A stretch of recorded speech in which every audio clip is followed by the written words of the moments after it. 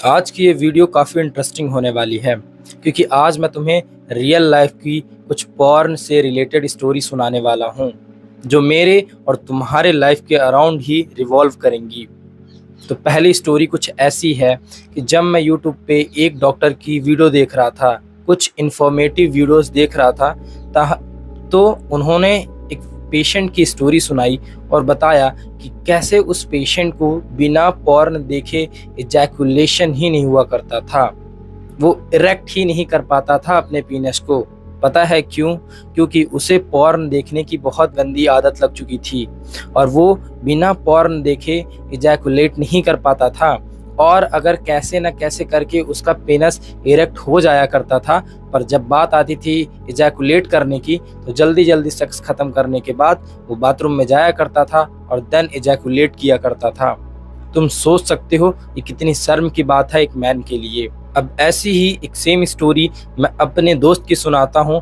इससे तो तुम काफ़ी ज़्यादा रिलेट कर पा रहे होगे। अगर तुम्हारा छोटा सा घर होगा और एक छोटी सी फैमिली होगी जहाँ तुम सब एक साथ ही रहते होगे। सो बेसिकली जो मेरे दोस्त का घर था ना, वो कुछ ऐसा था कि एक लिविंग रूम था और एक बाथरूम था और एक ही किचन था और एक हॉल था। तो हॉल पे उसके पेरेंट्स सो जाया हुआ करते थे और उसकी मम्मी, दीदी और वो लड़का मेरा दोस्त वो रूम पे सोया करते थे।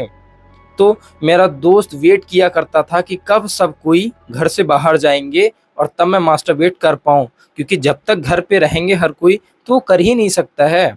इतनी प्राइवेसी ही कहाँ से मिलेगी उसे। तो वो इंतज़ार किया करता था कि कैसे वो वेट करे और कब घर से सब कोई जाए और वो इजैकुलेट करे।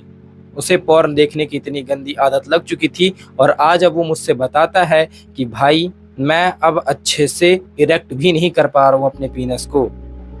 मेरे स्पर्म की क्वालिटी अच्छी नहीं है। आई डोंट नो कि ये कितना सच है कितना सच नहीं है, बट जो उसने बताया ये वो सच है। अब इस प्रॉब्लम को सॉल्व करने के लिए तुम्हें बस एक से दो चीज़ें चाहिए। तुम्हें करनी होंगी कीगल एक्सरसाइज। अब कीगल एक्सरसाइज कैसी करनी है मैं वो तुम्हें वीडियो अटैच कर दूंगा, तुम वहां से देख सकते हो। पर कीगल एक्सरसाइज को कुछ ऐसा समझो कि तुम अपने पीनस की रिकवरी के लिए ये चीज़ कर रहे हो, अपने पेल्विक एरिया की रिकवरी के लिए ये सब चीज़ें कर रहे हो, क्योंकि तुमने मास्टरबेट करके उन्हें डिस्ट्रॉय कर दिया है। अब उसे रिकवर करना भी उतना ही ज़रूरी है जितना तुम्हारे लिए खाना खाना है। तो रिकवर भी तुम्हें ही करना पड़ेगा। और जब तुम्हारा पेल्विक एरिया स्ट्रांग होगा तो तुम्हारा पीनस भी अच्छे से इरेक्ट होगा और तुम्हें एजैकुलेशन में भी कोई भी प्रॉब्लम नहीं होंगी। जो सेकेंड पॉइंट है ना, वो है डेथ ग्रिप। एक लैरी विल्स जैसा बॉडी बिल्डर जिसे डेथ ग्रिप की गंदी आदत लगने की वजह से बहुत सारी प्रॉब्लम्स हुई, फिर भी तुम तो एक छोटे मोटे इंसान हो मेरे जैसे। तो सोचो, अब डेथ ग्रिप का क्या मतलब था मैं तुम्हें वो समझाता हूँ। बेसिकली जब तुम मास्टरबेट करते हो और अपने हाथ को कुछ ऐसे पकड़ते हो, अच्छे से देखो, ऐसे इसे बोलते हैं हम डेथ ग्रिप। इससे होता क्या है कि तुम अपने पेनस को ना बिल्कुल जकड़ लेते हो। और एक बार सच सच बताओ कि जब तुम रियल में सेक्स करोगे तो क्या तुम इतना ही प्रेशर के साथ तुम्हें सेक्स करने के लिए मिलेगा? और अगर मिलता है तो क्या तुम एंजॉय कर पाओगे? बेसिकली मिल भी नहीं पाएगा और तुम एंजॉय भी नहीं कर पाओगे। तुम्हारी सेक्स लाइफ पूरी खराब हो जाएगी। और फिर क्या?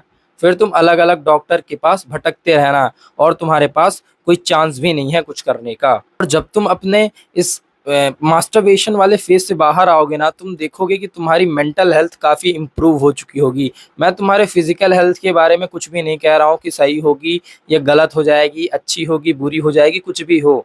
पर तुम्हारी मेंटल हेल्थ ना मेरे भाई बहुत अच्छी हो जाएगी। और इस चीज़ पे यकीन मानो, तुम्हारी मेंटल हेल्थ पहले से बहुत ज़्यादा इम्प्रूव हो जाएगी, जिसका बेनिफिट तुम अपने पढ़ाई पे दे सकते हो, अपने बिजनेस पे दे सकते हो और जिस चीज़ के लिए तुम आगे बढ़ना चाहते हो। मेंटल हेल्थ जब तुम्हारी अच्छी होगी ना, इन सब में तुम्हारे बहुत सारे बेनिफिट्स होने वाले हैं। और जब तुम्हारी मेंटल हेल्थ अच्छी होगी तो तुम्हें वर्कआउट करने का भी मन करेगा। तुम अच्छे अच्छे जिम पे जाओ, वर्कआउट करो, एटलीस्ट 40 मिनट वर्कआउट करो। और हो सकता है तुम जिम नहीं जा रहे हो तो वॉक पे जाया करो।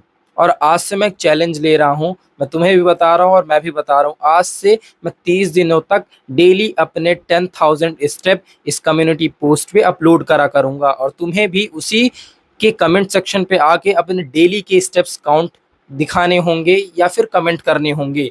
चैलेंज एक्सेप्ट करो मेरे भाई और मेरे साथ जुड़ जाओ इस चैलेंज पे और देखो कि कितने सारे चेंजेस हमें देखने के लिए मिलते हैं। और जब तुम जिम से बाहर आओगे तो कुछ अच्छा खाना खाना पड़ेगा और जब अच्छा खाना खाओगे तुम्हारे वो फेस पे रिफ्लेक्ट होगा, तुम्हारी बॉडी पे वो रिफ्लेक्ट होगा, तुम्हारे शोल्डर्स ब्रॉड रहेंगे, तुम्हारा फेस शाइन करेगा, तुम्हारे हेयर्स की क्वालिटी अच्छी होगी। देखो मेरे हेयर्स की क्वालिटी देखो अभी, मुझे पता नहीं कि ये मेरी जेनेटिक्स है या क्या है, लेकिन मुझे कभी भी हेयर से रिलेटेड प्रॉब्लम नहीं हुई है, टू बी ऑनेस्ट, और कभी भी नहीं हुई है।